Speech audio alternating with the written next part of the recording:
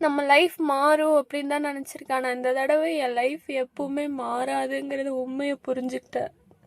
இந்த பிரச்சனை சால்வ் ஆகாது. ஒருத்தவங்களோட குணத்தையும் கேரக்டரையும் மாற்றவே முடியாது. அவங்க என்ன ரொம்ப കായപ്പെടുത്തിയിട്ടാங்க. തിരുപ്പൂരിൽ ഇന്നലെ ജീവനൊടുക്കിയ റീധന്യ എന്ന് പറഞ്ഞ യുവതിയുടെ അച്ഛൻ അവസാനമായിട്ട് അയച്ച വാട്സപ്പ് സന്ദേശമാണ് ഇപ്പോൾ കേട്ടത്. 100 പവനും അതുപോലെ തന്നെ 70 ലക്ഷം രൂപ വിലയുള്ള കാറുമാണ് കൊടുത്തത്. സ്ത്രീധനം പോരാ എന്ന് പറഞ്ഞിട്ട് ആ പെൺകുട്ടീനെ നിരന്തരമായിട്ട് പീഡിപ്പിക്കുമായിരുന്നു, അടിക്കുമായിരുന്നു.